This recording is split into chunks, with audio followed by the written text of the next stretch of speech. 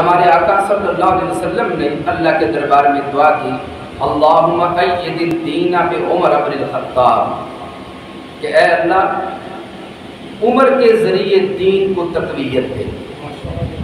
دوسری حدیث پاک میں کہ اللہم اعز الاسلام بعمر، اے اللہ اسلام کو عمر کے ذریعے عزت عطا فرما۔ تیسری حدیث میں دعا کہ اللہم اعز الاسلام بعمر بن الخطاب خاصہ، عرض کیا اے اللہ بالخصوص عمر بن خطاب کے ذریعے سے اسلام کو عزت عطا فرما۔ کہ ہمارے آقا صلی اللہ علیہ وسلم نے رب ذوالجلال کے دربار میں دعا کی، اے اللہ ابو جہل اور عمر بن خطاب میں سے جس سے مولا تو پیار کرتا ہے اس ذات کو مسلمان بنا کے اسلام کو عزت عطا فرما۔ تو حدیث پاک میں ہے کہ تو اللہ حضرت عمر سے پیار کرتا تھا تو آپ کو دولت اسلام عطا فرما۔ اس سے بھی پتہ چلتا ہے کہ حضرت عمر رضی اللہ تعالی عنہ کا اللہ رسول کے دربار میں جو مقام تھا، کہ ایک تو ہمارے آقا علیہ السلام دعا کر رہے ہیں اور ان احادیث میں خاص ذکر ہی حضرت عمر رضی اللہ تعالیٰ عنہ کا، اور اس حدیث پاک میں ہمارے آقا صلی اللہ علیہ وسلم نے جو دعا کی کہ اے اللہ ابو جہل اور عمر بن خطاب ان دونوں میں سے مولا جس سے تو پیار کرتا ہے اس بندے کو مسلمان بنا دے اور اسلام کو عزت عطا فرما۔ صحابہ کہتے ہیں کہ وہ دعا حضرت عمر فاروق رضی اللہ تعالیٰ عنہ کے حق میں رب ذوالجلال نے قبول فرما۔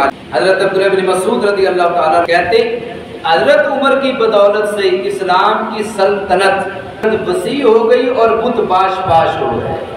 حضرت عمر فاروق رضی اللہ تعالی عنہ جس وقت آپ نے اسلام قبول کیا تو کفار کہنے لگے آج ہماری آدھی قوم ہم سے علیحدہ ہو گئی ہے۔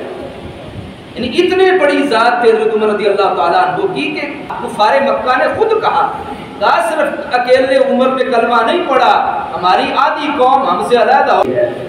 یعنی اتنی بڑی ذات حضرت عمر رضی اللہ تعالی عنہ کی ہے۔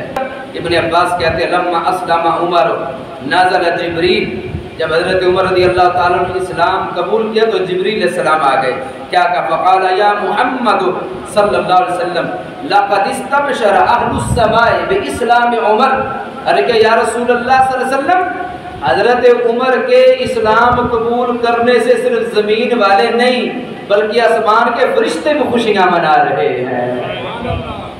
تو خود سوچو جن کے قبول اسلام پہ فرشتے خوش ہیں، کتنی بڑی ذات ہے، کتنی بڑی عظمت ہے ان کی۔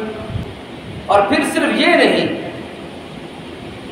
نہیں کہ زیادہ خوش ہوئے، صرف یہ نہیں کہ آسمان کے فرشتے خوش ہوئے، اللہ فرماتا یا ایھا النبی حسبک اللہ ومن اتبعک من المؤمنین۔ یہ آیت اللہ نے حضرت عمر رضی اللہ تعالی عنہ کے قبول اسلام کے وقت نازل کی۔